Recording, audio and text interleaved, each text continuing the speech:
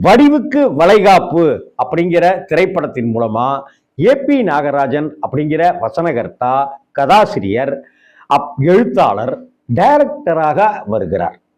வடிவுக்கு வளைகாப்பு அப்படிங்கிற திரைப்படத்தினுடைய நாயகன் நடிகர் திலகம் சிவாஜி சார். அப்ப ரெண்டு பேருக்குமான அந்த உறவு இன்னும் அதிகரிச்சதனுடைய விளைவாக இந்த படம்.